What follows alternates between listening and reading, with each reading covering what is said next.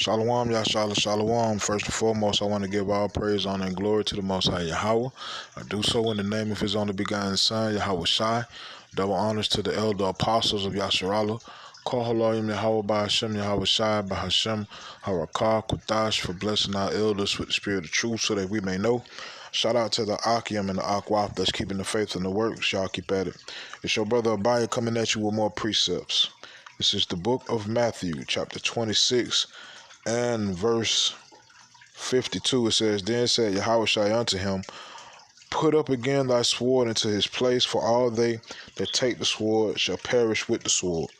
Basically what that means is, you live by the sword, you die by the sword. You reap what you sow. Whatever you put out in this earth, you get that back. Right? So, it's a nation of individuals, rather, that's on this planet that have been deemed the sword and the wicked. All right. Let me see. The book of Genesis chapter 27 and verse 38, it says, And Esau said unto his father, Hast thou but one blessing? My father blessed me, even me also, O my father. And Esau lifted up his voice and wept. And Isaac his father answered and said unto him, Behold, thy dwelling shall be the fatness of the earth, and of the dew of heaven from above. Now, how would this individual named Esau gain all of these things? It says, And by thy sword shalt thou live, and shalt serve thy brother. And it shall come to pass, when thou shalt have the dominion, that thou shalt break his yoke from off thy neck.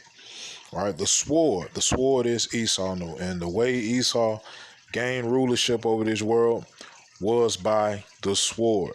But the Messiah said, if you live by the sword, you die by the sword. Revelation 13:10 says, He that leadeth into captivity shall go into captivity. All right, so basically, right, this video is about Esau getting what he deserves, right? But more so the mindset that we should be in, seeing all of these signs popping off. Right now, true enough, I don't think World War III gonna jump out tomorrow, but you know what I'm saying, it would be a blessing if that was so, because if World War III physically like popped off like boots on ground, and I mean all out just warfare, then this place is done. This place ain't gonna survive it, right? Isaiah 13 speaks about this place becoming a desert. Right, Ezekiel 38, it says that the individuals who the daughter of Babylon beefing with now gonna have something to do with it. All right. Second Ezra, I believe 15, where it speaks about Asia, basically trying to be like Babylon. And you can clearly see Moab stepping up and becoming a world power, like literally before our eyes, right? But the next kingdom up is us. It ain't Moab, it ain't Ammon, they're showing daughter of Babylon. So they getting ready to fall. All of these nations are getting ready to fall, right? To their knee and see and say, the truth. Ain't no more hiding it, because everybody gonna see it. Every knee shall bow, right? So let me get into these videos and I'm gonna bring out some precepts. So, for the very first time in a very long time, NATO is placing China at the center of its agenda. That's right. The 30 countries that make up NATO, which is most of Europe, also the United States and Canada, are presenting China with a list of rules to abide by when it comes to its own defense. Now, how do you think that is going over with Beijing? Hint, not so well. So let me take you through the story. Here is essentially the issue. That is Jens Stoltenberg.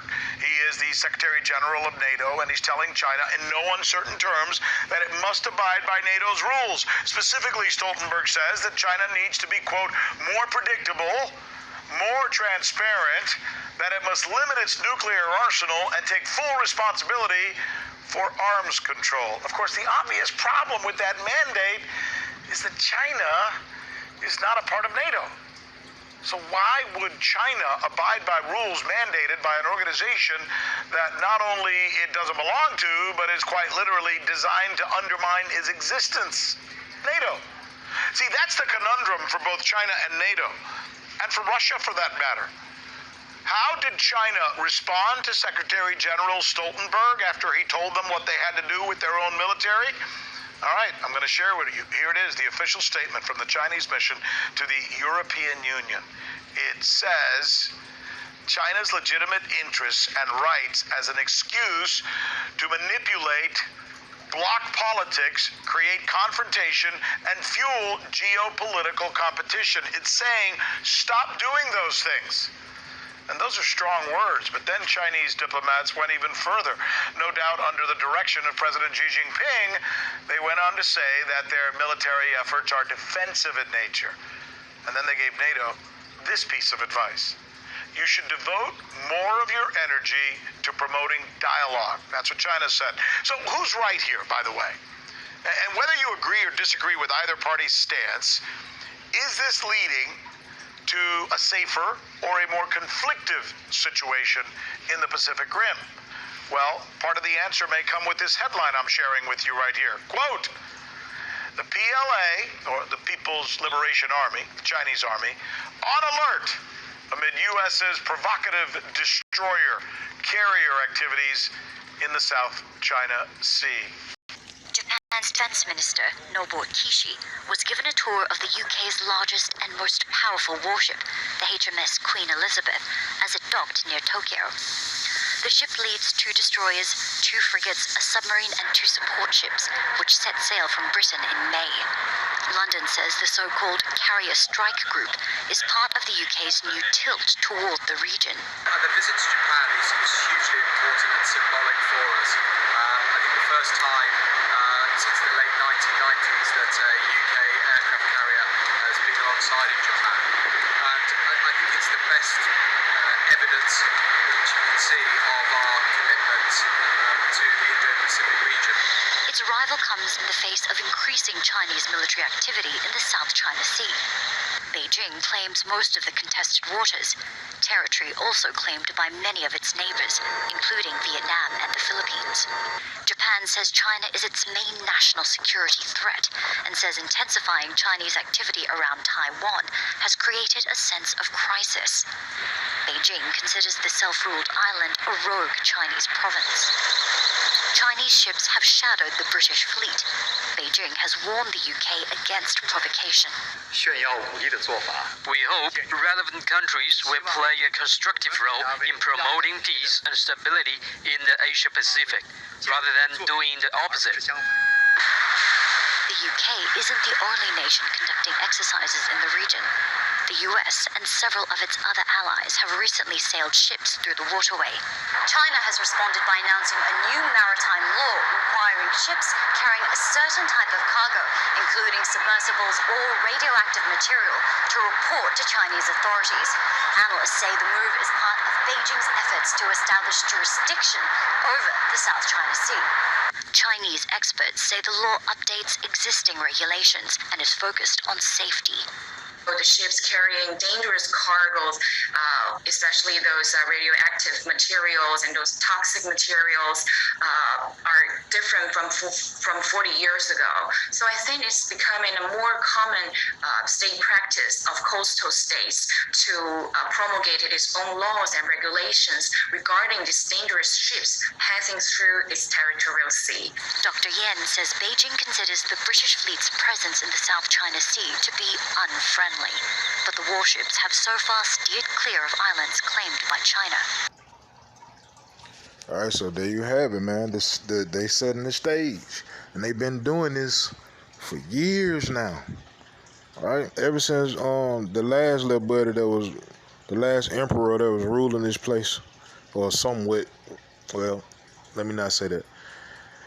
The last front guy that they had acting as though he was running this place, ever since he got in office, the tension between the daughter of Babylon and Asia and Gog and Magog, right, and Ishmael has gone off the charts, right? Is like I said, the stage is being set for this to happen. Most High willing, man, this thing happens sooner than later. But at the end of the day, it looks as though they getting ready. So this is the book of Jeremiah, chapter 49, and verse 13. It says, "For I have sworn by myself, saith Yahweh, that Basra shall become a desolation, a reproach, a waste, and a curse." All right. It says, "And all the cities thereof shall be perpetual waste." All right. So let me see. Salak, 1 second.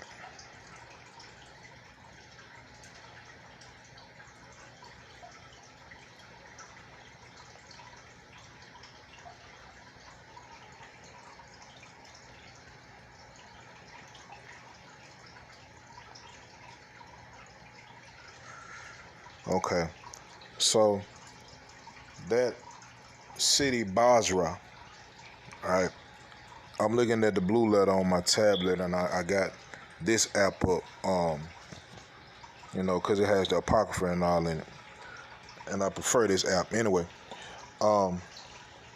It says Basra, right, sheepfold or fortress, a town in Edom, a town in Moab, right? A town in Edom and a town in Moab. All right, it says, let me start this over.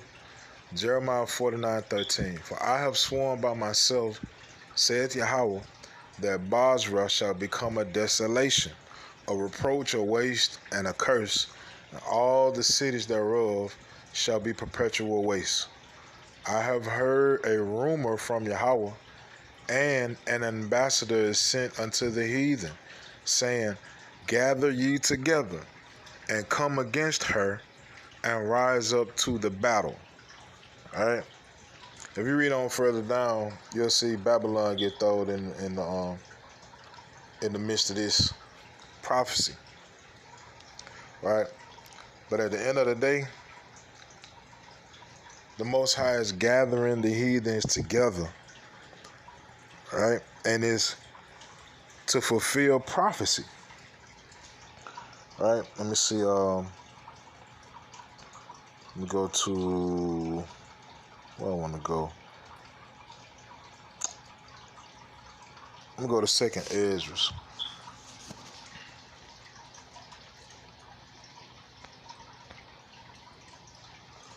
Second Ezra, chapter 15, verse 14. It says, "Woe to the world and them that dwell therein, for the sword, for the sword and their destruction draweth nigh." Right?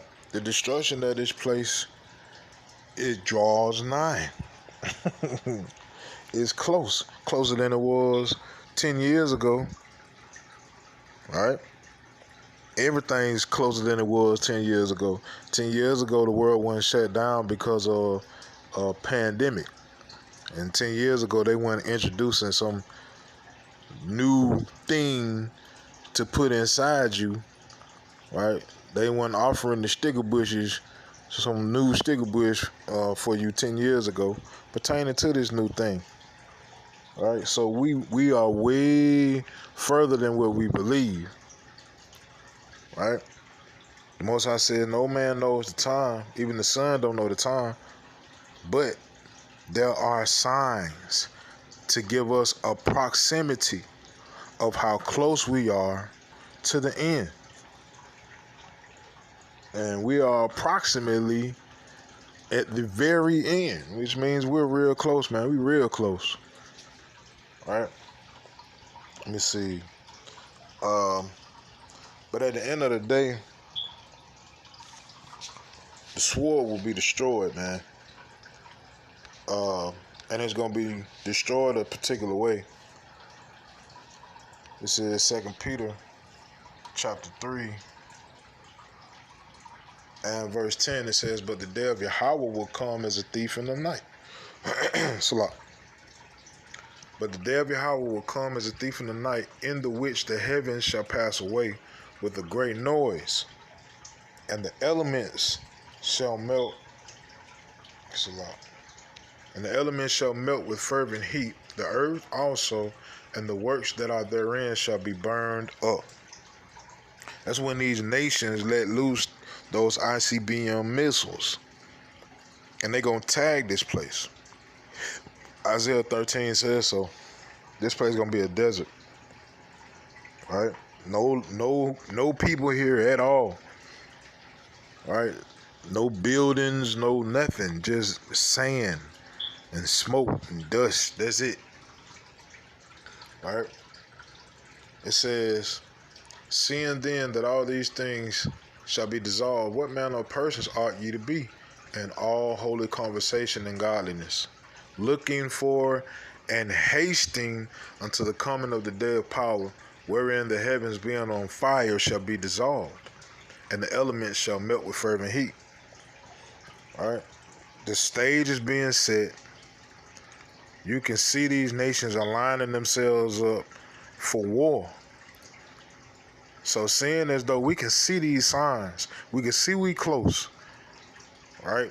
They got the mark has been let loose. It hasn't been fully manifest, but it's here. Right? You got the famine of the word, man. Even just information in itself. Some information that you might be able to see one day, if you don't mark that thing or set it aside, the next day or so it might be gone. You can't speak how you want to speak over this internet. That's famine of the word, man. And it's only going to get worse and worse and worse. These are birth pains. Script says these plagues hit like a woman in travail, man. And contractions don't stay, they don't stay a minute or 5 minutes or 10 minutes. They don't stay that way the whole time. It gets shorter and shorter until that child comes. All right? So what manner of people ought we to be? We're supposed to be conducting ourselves in the most righteous way we can, man. Fully understanding this world that we living in. Job 9:24 says the earth is given into the hand of the wicked. We understand who runs everything. Deuteronomy 28, I believe is 47, says that we got to go to our enemies and want of all things. Judah 5:20 says our enemies know as long as they keep us in sin, then they stay on top of the game. So that means that everything we got to go to our enemies for, they're going to put some form of sin in it. Like everything. Right? That's why it's so important for you to repent, for you to beg the Father for forgiveness and operate in faith. Show that faith through your works to the best of your ability, man, because this devil working overtime trying to take the Most High's people down. So if you can see that, man, that means get on your game. Right? Let me see.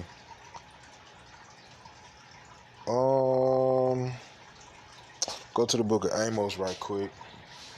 I ain't mean for this to be long, but no, it is what it is. That's how the Spirit operates sometimes. Amos 9:10. It says, all the sinners of my people shall die by the sword, which say the evil shall not overtake nor prevent us. That sword go again. And the Most High said, the sinners of the Most High's people, they will die by the sword. That sword gonna get destroyed by them ICBM missiles, man. The Most High is also going to unleash that sword on 2/3 of his people. And it's all kind of hell finna be broke loose on this earth. Right, so get your mind right, get your spirit right, keep it tight, man, to the best of your ability, because what the Most High said will be, it will be. And we want to be on the good side of that, right? So let me get this last script and I'm gonna be done with it. This Isaiah, let's see, Isaiah 14:24 says, Yahweh of hosts hath sworn, saying, surely as I have thought, so shall it come to pass, and as I have purposed, so shall it stand. Right? You can call us crazy all day, for believing what we believe in. You can call us crazy all day for wanting this place to fall, and for wanting not to get better, for wanting it to get worse and worse and worse until it's no more in existence. That's on you. But we fully understand, according to these scripts, these things must come to pass so that we can get into our kingdom and rule this world righteously. Because the earth needs us, man. This devil is killing everything, man. If you want this place to stay the same, that means you don't want fresh air no more. That means you don't want real animals no more. That means you don't want vegetation no more. You see it in their movies, man. They want this place to be a desert everywhere, and for a certain 1% of people to have all of those things that we are accustomed to now, right? So that they can control who gets it. Imagine the prices people can put on things if you the only people that got food, water. You the only people that got that. This the world that these devils want. They do not want this place to stay the same. It's never going to stay the same. It's done. This world that you used to is over with. All right? So the sooner you can get that through your head, man, the better off you'll be. Most High willing, these precepts were edifying in this video. We're edifying. Call Halom Yahweh by Hashem Yahweh Shai by Hashem Harokakudah Shalom Yahshua.